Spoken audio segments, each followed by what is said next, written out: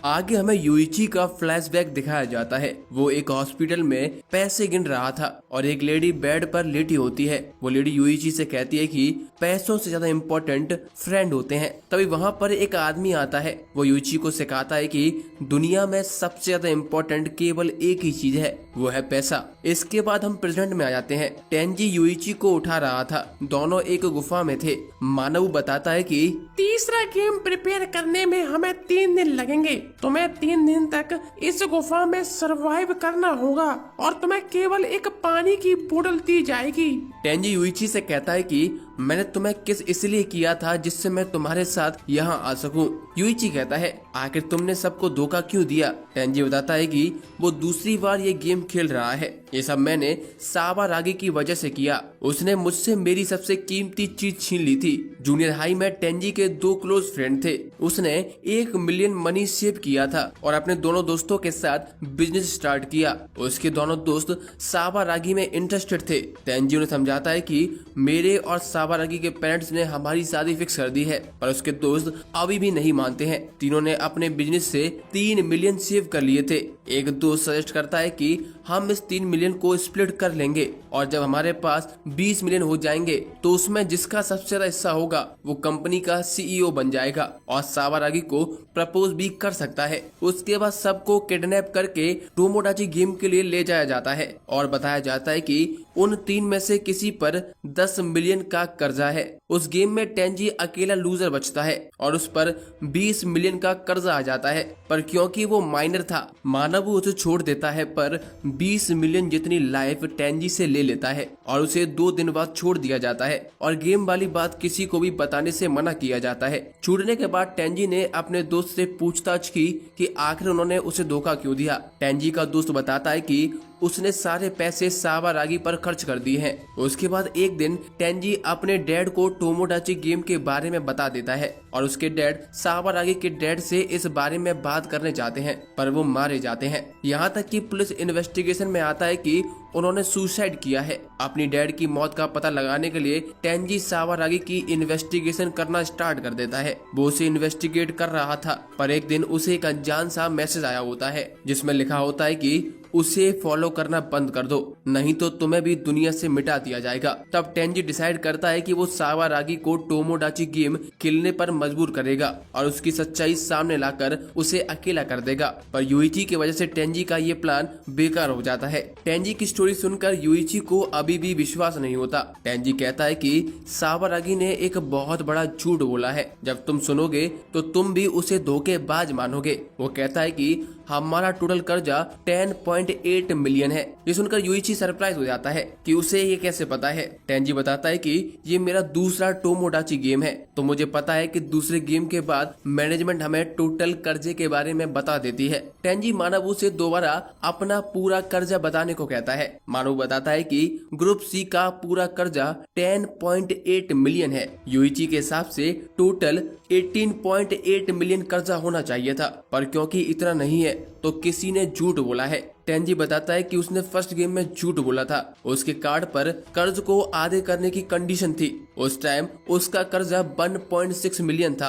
अब उसका कर्जा 2.1 मिलियन है और दोनों की कैलकुलेशन के अकॉर्डिंग सीवे का कर्जा 2 मिलियन होगा। अब बचा 14.8 मिलियन। अगर सावारागी पर चिल्लाने की वजह से पेनल्टी ना लगी हो तो उसका कर्जा 2.2 मिलियन होगा और तब जाकर 10.8 मिलियन का कर्जा बनता है। यूइची अभी भी किसी पर ट्रस्ट नहीं करना चाहता। वो टेंजी से पूछता है कि तुमने मुझे फॉलो क्यों किया। टेंजी कहता है कि मेरा मेन गोल है अपने फादर की मौत का बदला लेना। इसीलिए टेंजी यूइची का साथ देता है और यूइची को विश्वास दिलाने के लिए वो अपना कर्जा यूइची को दिखा देता है, जो कि 2.1 मिलियन था, पर दिखाने की पेनल्टी की वजह से अब वो डबल होकर 4.2 मिलियन हो जाता है। अगले सीन में 60 घंटे निकल चुके होते हैं। यूइची टेंजी से कहता है कि तुम्हें केवल सावारागी से ही बदला लेना था, फिर तुमने शिबे और कोकोरोगी को क्यों फंसाया? क्या तुम उन्हें अपना दोस्त नहीं मानते हो? टेंजी कहता है, मैंने उन्हें कभी भी अपना दोस्त नहीं माना, मैं केवल सावारागी से बदला लेना चाहता था।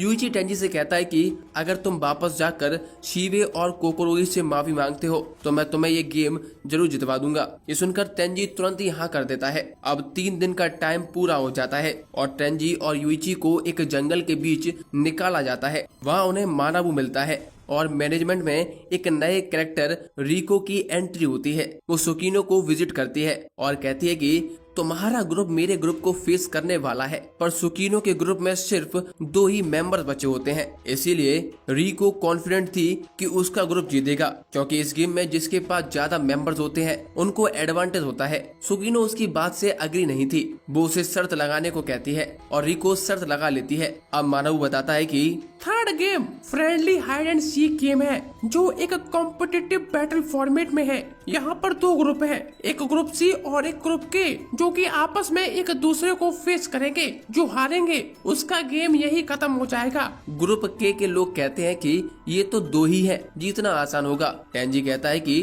पर ये गेम तो फ्रेंडशिप टेस्ट करने की थी ना। मानव कहता है हाँ, और उसका सबसे बढ़िया टेस्ट अपोनेंट के सामने ही होगा। वो बताता है कि दोनों टीमों में से एक बंदा इस पूरे जंगल में छुपा है और बाकी मेंबर्स उसे ढूंढेंगे। वो सबको रूल्स दिखाता है, जिसमें टीम स्विच करने का भी एक रूल था। टेंजी उसे इस रूल के बारे में पूछता है। मानव एक्सप्लेन करता है कि अगर ढूंढने वाले को लगे कि वो हारने वाला है तो वो दुश्मन टीम में स्विच कर सकता है। अगर कोई स्विच करके विनिंग टीम में पहुंच जाता है तो उसका डेप्थ 0 हो जाएगा और वो घर जा सकता है। अगर जिस टीम में उसने स्विच किया है और वो टीम हार गई तो उसे हारने वाली टीम का एवरेज कर्जा चुकाना होगा। और साथ ही में वो चाहे तो चौथे गेम में अपनी ओरिजिनल टीम को ज्वाइन कर सकता है। साथ ही में ग्रुप सी से भी कोई भी स्विच करता है तो ग्रुप सी हार जाएगी, क्योंकि एक अकेला मेंबर ये गेम नहीं जीत सकता। आगे मानव ग्रुप सी को एक ऑप्शन देता है और बताता है कि एक दूसरे ग्रुप का एक मेंबर इस गेम में आया है।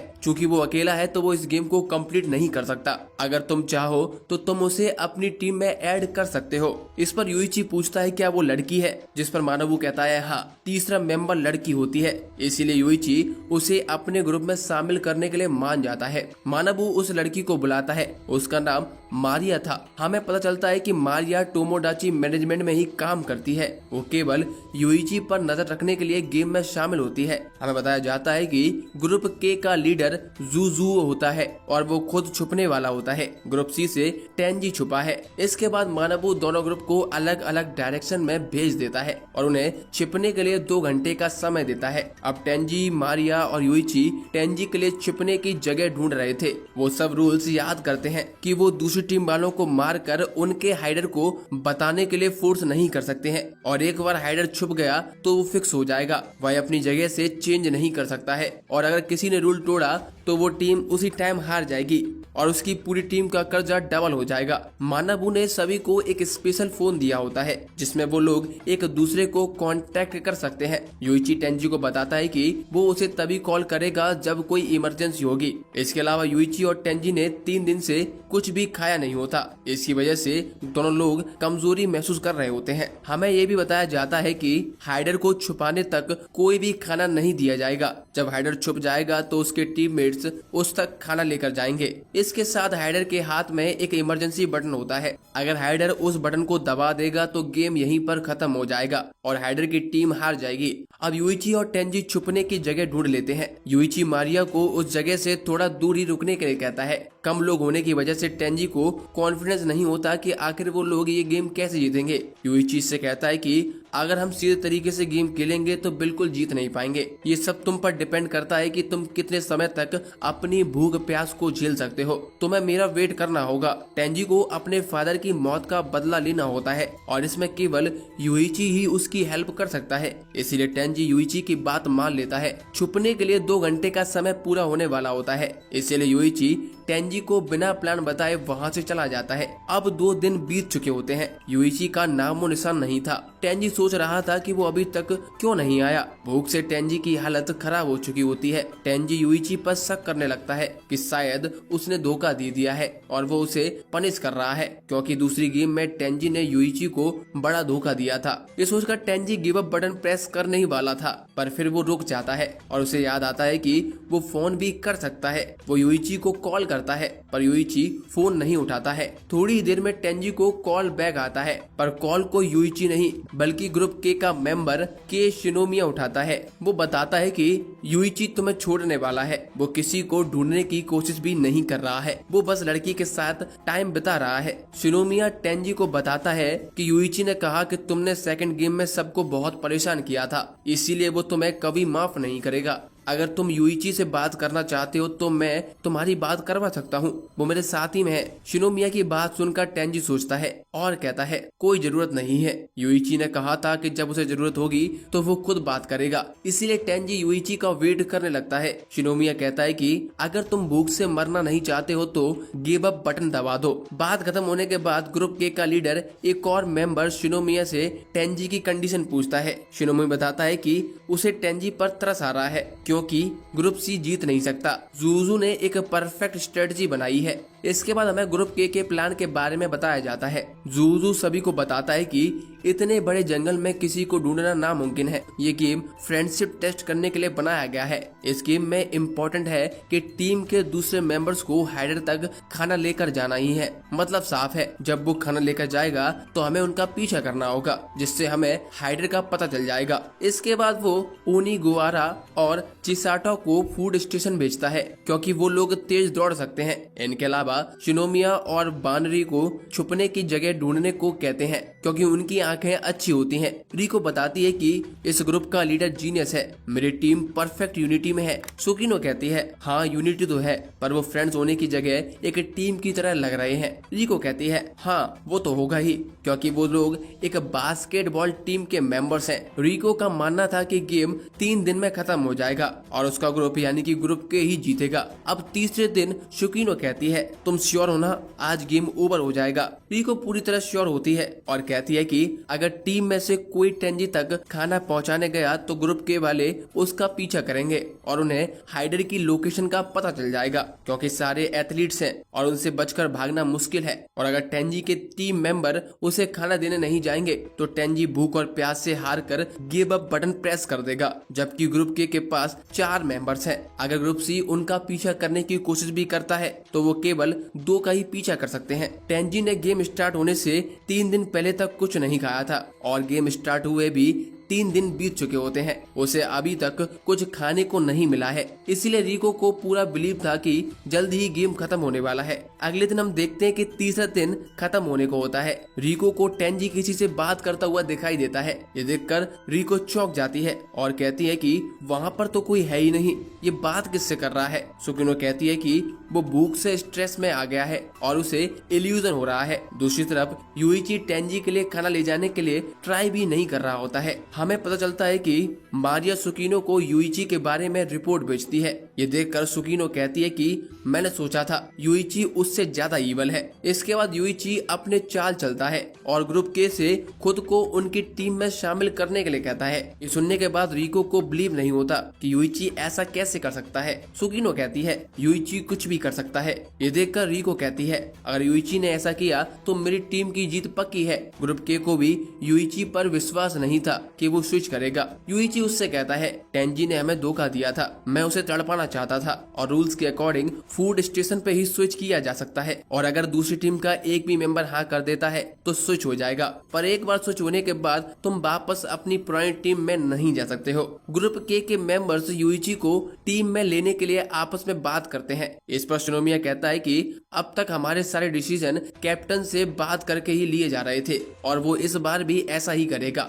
ये सुनकर यूइची उन पर हंसने लगता है और कहता है तुम अपने कैप्टन के बिना एक डिसीजन भी नहीं ले सकते हो। अगर वो कहेगा राइट तो तुम राइट जाओगे, खाने को बोलेगा तभी तुम खाओगे, यहाँ तक कि पेशाब करने के लिए भी तुम्हें उसकी परमिशन लेनी पड़ेगी। यूइची जानबूझकर उन्हें गुस्सा दिला रहा था और ओनिगुआरा को गुस्सा भी आ जाता है। वो यूइची को पंच मारने की कोशिश करता है और उसका दोस्त उसे रोक देता है। इसके बाद शिनोमिया कैप्टन को कॉल करने जाता है। रिको कहती है कि शुक्र है एक एक्सीडेंट से ये गेम एंड नहीं हुआ। सुकिनो कहती है मुझे डाउट है कि ये सिर्फ एक एक्सीडेंट था। आगे शिनोमिया वापस आता है और बताता है कि कैप्टन ने युइची को टीम में लेने से मना कर दिया है। शिनोमी बताता है कि जुजुजू ने कहा है उसे अपने प्लान पर पूरा भरोसा है, हम जरूर जीतेंगे। अगर युइची टीम स्विच करने के लिए जिद करता है तो उसके साथ मारियो को भी स्विच करना पड़ेगा। इस तरह युइची कोई भी चाल नहीं चल पाएगा। जुजू के अकॉर्डिंग अगर सिर्फ युइची स्विच करेगा तो वो हाइडर की लोकेशन का पता करके मारियो को बता देगा। मारिया मन में सोचती है कि इस प्लान का पता करना बहुत आसान था, पर यह भी युइची के प्लान का ही पार्ट है। इसके बाद हम एक फ्लैशबैक देखते हैं। गेम स्टार्ट होने के बाद कुछ ही घंटे हुए थे। मारिया युइची से पूछती है कि वो क्या करने वाला है। युइची उसे बताता है कि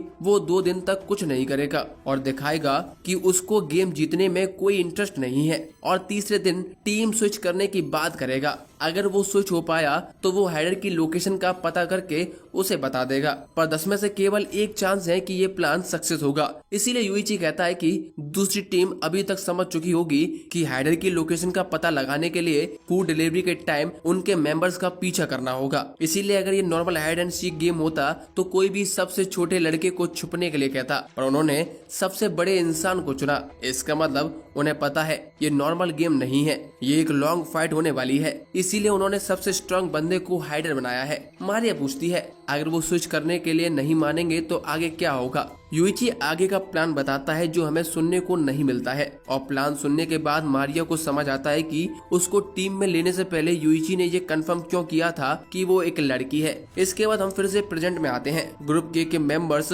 मारिया के साथ युइची को स्विच करने को कहते हैं, पर युइची कहता है कि अब मैंने इरादा बदल लिया है। ग्रुप के वाले कहते हैं कि कहीं इस वजह से तो नहीं कि हमारे कैप्टन ने तुम्हारे प्लान को समझ लिया है। इस पर युइची कहता है ये बात नहीं है, एक्चुअली तुम सबकी गेम देखकर मुझे लगता है मैं आसानी से जीत सकता हूँ। मारिया को याद आता है कि युइची ने कहा था 2 दिन के बाद वो ग्रुप के से थोड़ी सी बातचीत करके उन्हें गुस्सा दिलाने की कोशिश करेगा और उसके थ्रू वो कुछ पता करेगा और जैसे ही उसे वो पता चल जाएगा वह अपनी अगली चाल चलेगा। अब चौथे दिन की सुबह शिनोमिया और बानरी अपने कैप्टन को खाना डिलीवर करने के लिए निकल जाते हैं। ओनिगुआरा और चिसाटो मारिया और युइची पर नजर रखे थे। युइची ओनिगुआरा से बातों ही बातों में पता लगा लेता है कि ओनिगुआरा बहुत ही सेंसिटिव है। इसके बाद युइची पता करने की कोशिश करता है कि आखिर किसके कर्जे की वजह से ग्रुप के टोमोडाची गेम में आया है। तभी वहां पर चिसाटो आ जाता है और ओनिगुआरा को चुप करा देता है। हम देखते हैं कि तब तक मारिया वहां से गायब हो चुकी होती है।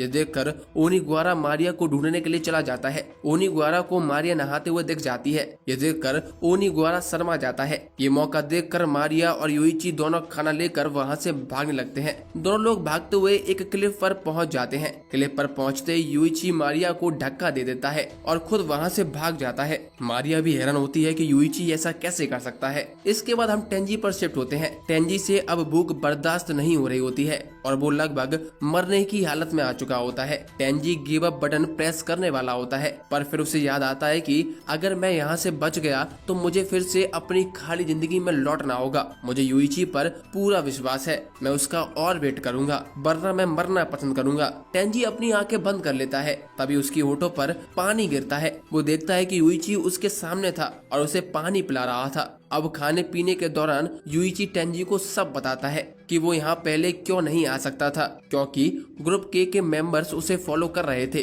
दूसरी तरफ ओनिगुआरा मारिया को बचाने के लिए रुक जाता है। चिसाटो युइची के पीछे जाना चाहता था, पर ओनिगुआरा उसे रोक लेता है और कहता है कि तुम एक लड़की की हेल्प ना करके उसे हर्ट होने दोगे। ये सुनकर चिसाटो हेल्प कर देता है और मारिया को ऊपर खींच लेता है। अब मारिया उनसे कहती है युइची ने मुझसे कहा था कि वो मुझे डिस्ट्रैक्टर की तरह यूज करेगा। हम फिर से युइची पर शिफ्ट होते हैं। युइची टेंजी को बताता है कि वो क्या करके आया था। युइची कहता है मुझे पता था अगर मैं एक को रोक दूं तो दूसरा भी स्लो हो जाएगा। बीते दिनों में उन सब की पर्सनैलिटीज और रिलेशनशिप्स ऑब्जर्व कर रहा था मैं, और मुझे उनसे बात करते हुए और भी कुछ इन्फॉर्मेशन मिली है। मैंने सबको गुस्सा भी दिलाने की कोशिश भी की थी, जिससे मुझे पता चल सका कि ओनिगुआरा को बहुत जल्दी गुस्सा आ जाता है और वो एक सेंसिटिव लड़का है जो लड़कियों लड़कियों के प्रति बहुत दयालु है। मुझे एक ऐसे ही किसी इंसान की तलाश थी। और दूसरी तरफ जो उसका साथी है चिसाटो, वो ओनिगारा की हर बात पे अटेंशन देता है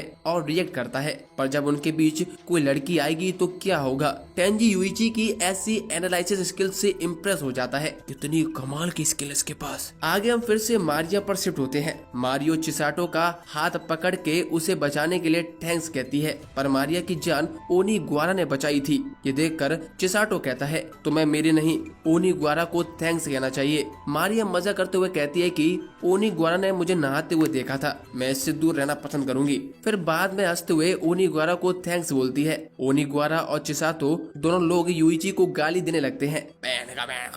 इस पर मारिया कहती है उसके बारे में बुरा मत कहो। वो कहती है कि मुझे डर है अगर उसे पता चला तो वो पता नहीं मेरे साथ क्या करेगा। अब तीनों वापस फूड स्टेशन जाने लगते हैं, पर मारिया के पैर में पेन हो रहा होता है। इस वजह से ओनिगारा मारिया को कैरी करके ले जाने लगता है। फूड स्टेशन पर लौटकर ओनिगारा और चिसाटो शिनोमिया और बानरी को सब कुछ बताते हैं। शिनोमिया कहता है कि अगर युइची फूड ले जाने में कामयाब हो गया तो फाइट लंबी चलेगी। तभी वहाँ पर युइची वापस आ जाता है और मारिया से बुरा बर्ताव करता है, पर ओनिगारा मारिया के लिए स्टैंड लेता है, पर मारिया उसे रोक देती है। वो कहती है कि युइची ऐसा ही चाहता है, वो तुम्हें गुस्सा दिलाकर फाइट करवाना चाहता है जिससे वो जीत सके। युइची मारिया के बाल पकड़ के उसे खींच लेता है और कहता है मेरे रास्ते में मत आओ। शिनोमिया मानवू से कहता है कि ये तो रूल्स का वायोलेशन है, पर मानवू कहता है हम अपने टीममेट्स के साथ कुछ भी कर सकते हैं, इसके लिए कोई भी रूल नहीं है। ओनिगारा मारिया को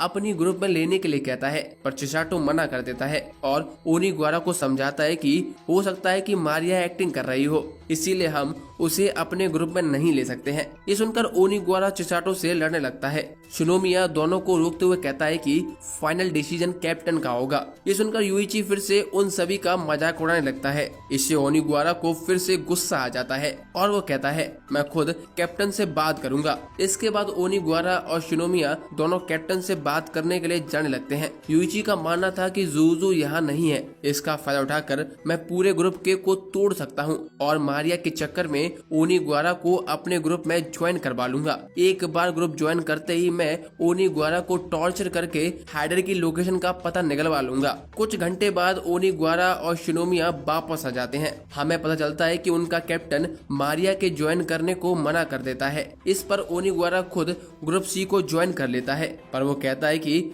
मैं अभी भी ग्रुप के लिए ही खेलूंगा, भले ही इससे मेरा कर्जा दुगना हो जाए।